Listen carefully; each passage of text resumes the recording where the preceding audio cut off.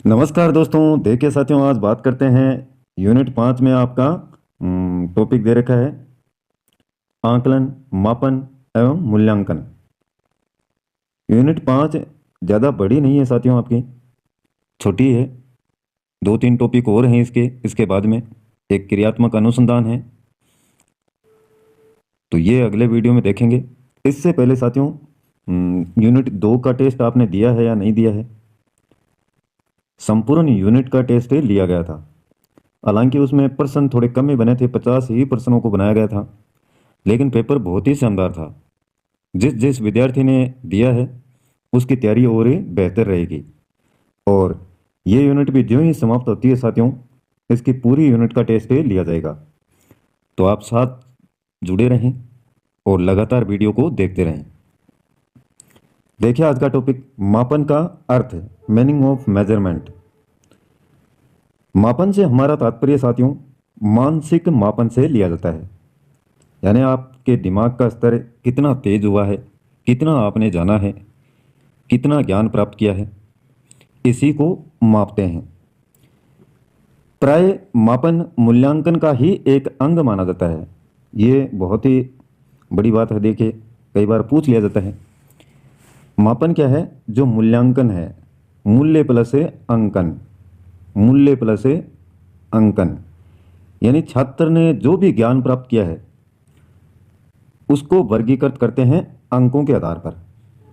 वही क्या आपका मूल्यांकन है। और मापन क्या है? मूल्यांकन का ही एक अंग माना जाता है। अतः मूल्यांकन के लिए मापन आवश्यक माना जाता है। मापन नियमों के अनुसार वस्तुओं या घटनाओं के अंक प्रदान करता है। कौन? मापन। किसके अनुसार? नियमों के अनुसार। तकनीकी शब्दों के मापन के द्वारा किसी तथ्य के विभिन्न आयामों को प्रतीक प्रदान करना ही मापन है। कि इसने इतनी पढ़ाई की और इसके नंबर आ गए 150 में से 110 आ गए, तो ये आपका क्या है? मापन है। यानी प्रतीकों के द्वारा इसको प्रदर्शित कर दिया। मापन की प्रमुख परिभाषाएं देखिए कौन कौन सी हैं। Definition of A measurement, class mayor एवं गुडविन के अनुसार शैक्षिक मापन विद्यार्थी अधिगम, शिक्षण प्रभावशीलता या किसी अन्य शैक्षिक पक्ष की मात्रा, विस्तार और कोटि के निर्धारण से संबंधित है। ये कहा है क्लास मेयर एवं गुडविन ने कि जो शैक्षिक मापन है वो विद्यार्थी ने कितना अधिगम किया है, कितना सीखा है और उसके शिक्षण का कितना प्रभाव उस पर पड़ा है, किसी अन्य शैक्षिक पक्ष की मात्रा उसमें कितनी है, कितना उसका विस्तार हुआ। इन सभी का निर्धारण किसके द्वारा है? मापन के द्वारा किया जाता है। यह कहा क्लास मेयर एवं गुडविन ने। कर्ल लिंगर ने देखिए क्या कहा है। कर्ल लिंगर के अनुसार मापन नियमानुसार वस्तुओं या घटनाओं को संज्ञा प्रदान करता है। नियमों के अनुसार जो भी वस्तुएं हैं या घटनाएं हुई हैं तो उनको क्या है? संख्या के आधार पर प्रदर्शित करना, यह मापन है। यह कहा कर्लिंगर ने। ब्रेडफील्ड तथा मोरेडोक इन्होंने कहा साथियों कि मापन के द्वारा किसी तथ्य के विभिन्न आयामों को प्रतीक प्रदान करना ही क्या है? मापन है।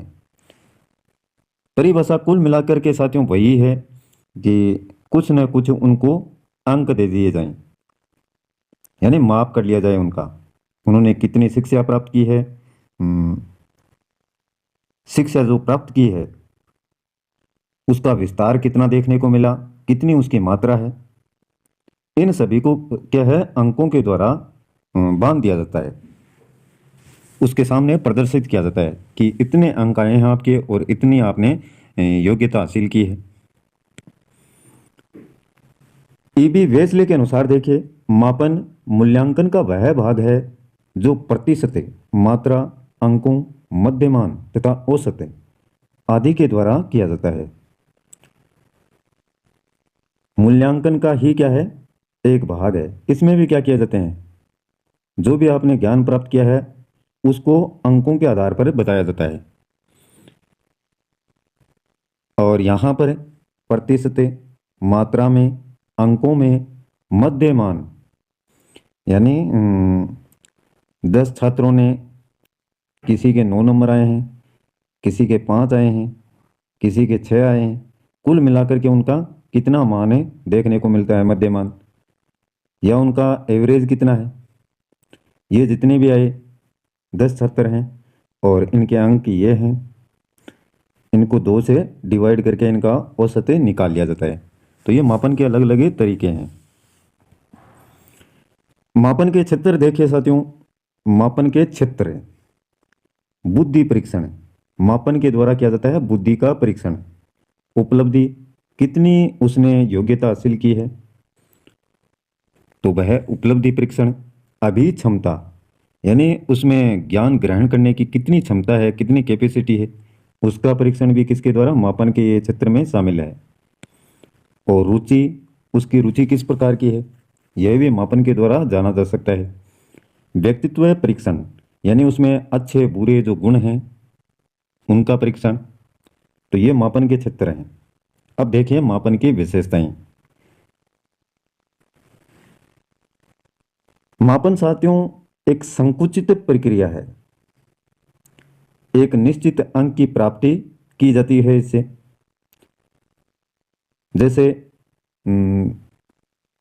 एक राम है और एक रहीम है, एक की हाइट साथियों 7 फीट है और एक की है 5 फीट। तो ये क्या है, उसकी गणना होगी कि इसको बांट दिया अंकों के आधार पर, इसकी लंबाई इतनी है, इसकी लंबाई इतनी है, इसी प्रकार से इनकी चौड़ाई है, भार है आदि का एक संख्या की गणना की सहायता से या थर्मामीटर या स्केल की सहायता से मापन किया जा सकता है। तो ये विशेषताएं हैं। मैंने तो यही ध्यान में रखें कि इसमें अंकों के द्वारा बताया जाता है कि इसका माप कितना है। अब देखिए मूल्यांकन का अर्थ है, मीनिंग ऑफ इवैल्यूएशन। शिक्षण अधिगम प्रक्रिया पूर्ण होने के पश्चात विद्यार्थियों ने कितना सिखाया, विद्यार्थियों ने कितना सीखा, अथवा शिक्षक के कितने शिक्षक या शिक्षण उद्देश्य प्राप्त हुए हैं, यह जानकारी प्राप्त करने के लिए हमें क्या करना पड़ता है, मूल्यांकन करना होता है। और मूल्यांकन साथियों सभी ने पहले से दे के आए होंगे, छोटी कक्षाओं में आपका मूल्यांकन अवश्य ही हुआ है।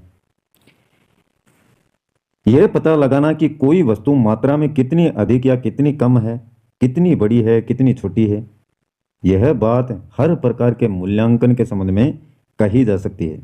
चाहे आप गेहूं का एक बोरा तोल रहे हों या कक्षा में बालकों की योग्यताओं का मूल्यांकन कर रहे हों।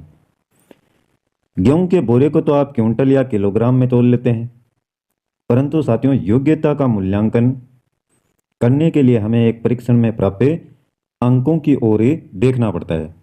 जब आपकी एग्जाम होती है, परीक्षा होती है, मौखिक मूल्यांकन भी होता है साथियों, और एक परीक्षा के माध्यम से मौखिक के आधार पर भी अंकन होता है। जैसे आपसे कोई क्वेश्चन पूछ लिया जाए और उसके जवाब के आधार पर जितने भी विद्यार्थी हैं उनके नंबर दिए जाते हैं अलग अलग। तो ये बातें सभी को पता है आपको। दूसरे शब्दों में साथियों मूल्यांकन का अर्थ है मूल्य निर्धारण से, और ये पूछा गया है कई बार, मूल्यांकन का अर्थ क्या है, मूल्य निर्धारण से, अर्थात सीखने के अनुभवों से बालक में जो व्यवहारगत परिवर्तन हुए हैं उनका परीक्षण करना, निर्णय लेना और निष्कर्ष निकालना ही क्या है, मूल्यांकन। जब कोई विद्यार्थी सीखता है और उसके सीखने के अनुभवों से बालक में उसके व्यवहार में कितना परिवर्तन देखने को मिला है, उसका परीक्षण करना, टेस्ट लेना, और फिर निर्णय लेना, डिसाइड करना कि वास्तव में इसके व्यवहार में कितना परिवर्तन हुआ है, और फिर लास्ट में एक रिजल्ट तक पहुंचना ही आपका क्या है, मूल्यांकन है। तो मैं समझता हूं साथियों ये आसानी से आपके समझ में आ गई होगी परिभाषा। मूल्य प्लस अंकन, टुकड़ों में तोड़ा है देखो इसको, मूल्यांकन। एक हमारे थार्नोडाइक साहब हैं, वो देखिए क्या कहते हैं इस बारे में। जिस वस्तु का भी अस्तित्व है यानी मौजूद है उसका किसी न किसी मात्रा में अस्तित्व होता है और जो कुछ भी किसी मात्रा में उपस्थित है उसे मापा जा सकता है। तो ये देखिए, मूल्यांकन आपका मापन से ही संबंधित है। किसी न किसी मात्रा में, यानी कोई वस्तु जो जिसका भी वजूद है वह मात्रा में, यानी अमाउंट में उसका अस्तित्व होता है और जो कुछ भी किसी मात्रा में उपस्थित है उसको आप माप सकते हैं। ये कहते हैं थॉर्नडाइक साहब। जेरी लिमेक के अनुसार मूल्यांकन वह पद्धति है जिसके द्वारा हम पूर्व निर्धारित उद्देश्यों, ध्येयों या लक्ष्यों की प्राप्ति की मात्रा को निर्धारित करते हैं। यह एक ऐसी प्रक्रिया है जिसके द्वारा शिक्षण के मूल्यों तथा उद्देश्यों के मध्य तुलना की जा सकती है। तो ये जेरी लिमेक के अनुसार है। अब आगे देखिए, कोठारी कमीशन के अनुसार क्या कहा है। 1964-66 में मूल्यांकन एक कर्मिक प्रक्रिया है, कर्म के आधार पर, जो कि संपूर्ण शिक्षा प्रणाली का एक अंग है, जो शिक्षा के उद्देश्य से घनिष्ठ रूप से संबंधित है। यह कहा है कोठारी कमीशन ने। शिक्षा प्रणाली है साथियों, उसका क्या है, एक अंग है और शिक्षा के उद्देश्यों से इसका घनिष्ठ रूप से संबंध है। कर्मिक, कर्म से चलने वाली या लगातार। एन.एम. डांडेकर के अनुसार मूल्यांकन को छात्रों के द्वारा शैक्षिक उद्देश्यों को प्राप्त करने की सीमा ज्ञात की क्रमबद्ध प्रक्रिया के रूप में परिभाषित किया जा सकता है।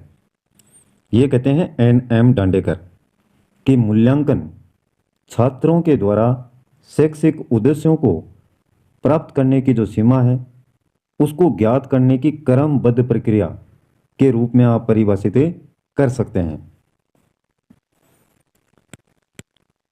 क्रोनबेक ने देखिए क्या कहा है। मूल्यांकन वह प्रक्रिया है जिसके माध्यम से शिक्षक और विद्यार्थी यह निर्णय लेते हैं कि शिक्षण लक्ष्यों की प्राप्ति हो रही है या नहीं। कोई भी शिक्षण होता है साथियों, उसमें आपका एक निश्चित लक्ष्य होता है। जैसे रीट की एग्जाम में मान लीजिए, रीट क्यों दे रहे हैं साथियों आप, रीट का शिक्षण कर रहे हैं आप, क्यों, क्योंकि आपको नौकरी प्राप्त करनी है अध्यापक की। तो ये आपका क्या है, लक्ष्य है। और लक्ष्य की प्राप्ति हो रही है या नहीं हो रही है, इसका निर्णय शिक्षक व विद्यार्थी लेते हैं। किसके माध्यम से, शिक्षण के माध्यम से। तो यही आपका क्या है, मूल्यांकन, ऐसा कहा है क्रोनबेक ने। अब देखिए मूल्यांकन की भूमिका, रोल ऑफ इवैल्यूएशन। अध्यापन अधिगम प्रक्रिया में मूल्यांकन की महत्वपूर्ण भूमिका होती है। नए उद्देश्यों को तय करने, अधिगम अनुभव प्रस्तुत करने और विद्यार्थी की संप्राप्ति की जांच करने में मूल्यांकन अधिगम काफी योगदान देता रहता है। नए उद्देश्यों को तय करने में, अधिगम अनुभव प्रस्तुत करने में, विद्यार्थी की संप्राप्ति यानी उसने क्या क्या प्राप्त किया है उसकी जांच करने में मूल्यांकन अधिगम काफी योगदान देता रहता है। इसके अतिरिक्त साथियों, शिक्षण और पाठ्य विवरण सुधारने में इसकी महत्वपूर्ण भूमिका होती है। शिक्षण में पाठ्य विवरण, पाठों का जो विवरण है उसको सुधारने में। पहला पॉइंट दे रखा है इसमें शिक्षण, मूल्यांकन की भूमिका में पहला पॉइंट है शिक्षण। मूल्यांकन से साथियों शिक्षण विधियां, शिक्षण तकनीकें आदि कितनी प्रभावित हुई हैं यह पता लग सकता है और इससे अध्यापकों को अपने अध्यापन और अध्येताओं को अपने सीखने के बारे में पता चलता है। अध्यापकों को तो किस में, अध्यापन में, यानी जो पढ़ाया जा रहा है उनके द्वारा। अध्येताओं को अपने सीखने के बारे में, यानी जो अध्ययन कर रहे हैं, सीख रहे हैं विद्यार्थी, उनको सीखने के बारे में। किसके द्वारा, शिक्षण के द्वारा। इसमें अनेक प्रकार की विधियां हैं, शिक्षक जो शिक्षण तकनीकें हैं वो कितनी प्रभावित हुई हैं। इसके बाद में है पाठ्यचर्या। मूल्यांकन की सहायता से पाठ्य पुस्तकों व विशेष सामग्री में सुधार लाया जा सकता है। छोटे छोटे पॉइंट हैं, आसानी से आपके समझ में आ जाएंगे साथियों। तीसरा पॉइंट है समाज। मूल्यांकन से साथियों बाजार की मांग और आवश्यकता के अनुरूप समाज के प्रति उत्तरदायित्व का जो हिसाब है वो पता चलता है। अभिभावक मूल्यांकन के द्वारा अभिभावकों को अपने बच्चों के प्रगति का विवरण स्पष्ट रूप से मिल जाता है कि इसने क्या प्राप्त किया है, साल भर पढ़ाई की है, कितना इसने हासिल किया है, इसकी एक प्रगति पत्र जिसको बोलते हैं। तो ये साल के अंत में या मध्य में या शुरुआत में मूल्यांकन किसी विद्यालय में 5 बार होता है, किसी में 1 बार होता है। तो ये उस विद्यालय के अनुसार किया जाता है। मूल्यांकन की विचारधारा B.S. ब्लूम ने दी साथियों, ध्यान में रखें। तथा मूल्यांकन शब्द को पाठ योजना में किसने जोड़ा? हर्बर्ट स्पेंसर ने। B.S. ब्लूम ने मूल्यांकन को त्रिमुखी बताया है। ये सारे डाटा आपको ध्यान में रखने होंगे। विचारधारा B.S. ब्लूम ने, मूल्यांकन शब्द को पाठ योजना में किसने जोड़ा? हर्बर्ट स्पेंसर ने। और B.S. ब्लूम ने मूल्यांकन को बताया है त्रिमुखी। ये देखिए, B.S. ब्लूम के द्वारा बताया गया है ज्ञानात्मक उद्देश्य, भावात्मक उद्देश्य और क्रियात्मक उद्देश्य। इन सभी लाभों से शिक्षा की कार्य प्रणाली के लिए मूल्यांकन अत्यंत ही महत्वपूर्ण है। इससे शिक्षा के अनेक उद्देश्य पूरे होते हैं, जैसे गुणवत्ता पर नियंत्रण, उच्च कक्षा में प्रवेश, अन्य क्षेत्रों के चयन में सहायता। किसी छात्र का मूल्यांकन करते हैं साथियों,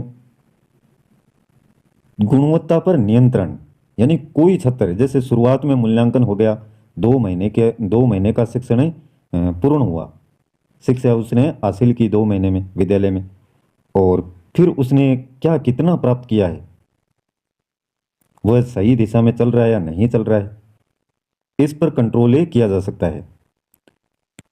उच्च कक्षा में प्रवेश, उच्च कक्षा में साथियों जैसे अभी 7वीं क्लास में है और बड़ी कक्षा में 8वीं में जाने के लिए वह योग्य है या नहीं है, तो ये उद्देश्य भी पूरे हो पाते हैं किसके माध्यम से? मूल्यांकन के माध्यम से। और अनेक प्रकार के जो छात्र हैं उनके चयन में भी सहायता मिलती है। मूल्यांकन की सहायता से भविष्य के विषय में सोचना और निर्णय लेना सरल हो जाता है। जब शिक्षक आपका मूल्यांकन करता है साथियों, तो भविष्य के जो भी विषय लेना है, किस क्षेत्र में आप अग्रणी हैं, उसका पता शिक्षक को पहले ही चल जाता है। तो ये निर्णय लेने में आपके लिए बहुत ही सहायक रहता है।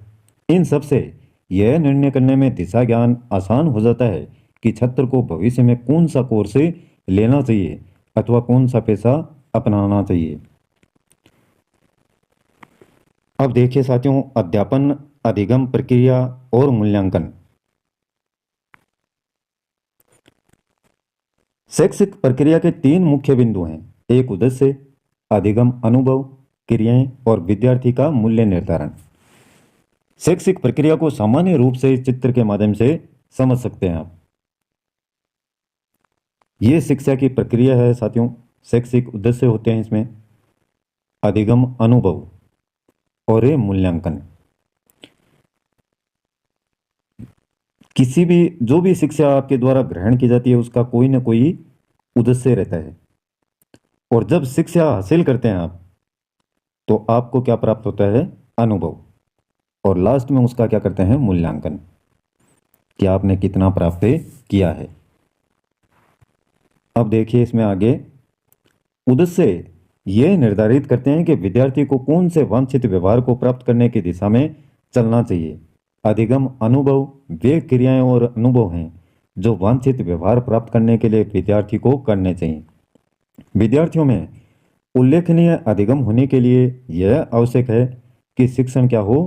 प्रभावी हो, तभी उसका अधिगम अच्छे से हो पाएगा। अब शिक्षण ही साथियों प्रभावशाली नहीं है, जो मैं पढ़ा रहा हूं अगर वह आपके समझ में ही नहीं आ रहा है तो अधिगम कहां से होगा? फिर क्या सीखेंगे आप? सीखेंगे तभी जब शिक्षण क्या होगा? प्रभावी होगा।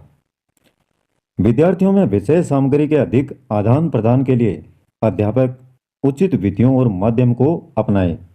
हालांकि मैं कम ही अपनाता हूं साथियों, लेकिन फिर भी प्रयास ये करता हूं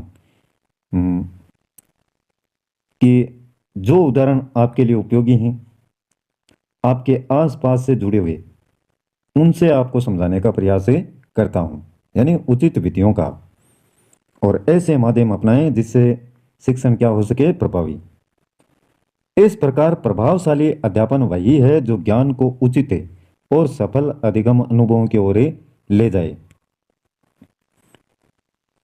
अध्यापन के अतिरिक्त शैक्षिक अनुभव प्राप्त करने के लिए और भी साधन अपनाए जा सकते हैं, जैसे लाइब्रेरी है, प्रयोगशाला, रेडियो, फिल्में, विज्ञान क्लब और भ्रमण जैसे अन्य वास्तविक जीवन से संबंधित सीखने की परिस्थितियाँ। तो अच्छा अध्यापन या अनुभव, शैक्षिक अनुभव प्राप्त करने के लिए आप लाइब्रेरी ज्वाइन कर सकते हैं, अनेक प्रकार के एक्सपेरिमेंट करके या रेडियो के माध्यम से सुन करके, अच्छी अच्छी ज्ञानवर्धक फिल्में देख करके, विज्ञान क्लब का उपयोग करके या कहीं पर घूम करके। घूमने से मतलब वो है साथियों जहाँ पर आपको जानकारी मिले अनेक प्रकार की, समाज के लोगों से, वहाँ के कल्चर से। अब देखें मूल्यांकन की विशेषताएं। एक अच्छे मूल्यांकन की क्या क्या विशेषताएं हो सकती हैं। तो ये दे रखा है एक चार्ट सा, देखिए। वस्तुनिष्ठता होनी चाहिए, वैधता होनी चाहिए, विश्वसनीयता होनी चाहिए, व्यवहारिकता, व्यापकता, विभेदकारी, निदानात्मकता और परीक्षण लेने में सरलता। तो इन पॉइंटों को अब विस्तार से पढ़ते हैं। यही क्या है मूल्यांकन की विशेषताएं। सबसे पहले बात करते हैं वस्तुनिष्ठता की साथियों। आपकी रीट परीक्षा कैसी है, किस प्रकार के प्रश्न आएंगे साथियों, वस्तुनिष्ठ ही आएंगे। मान लीजिए एक छात्र ने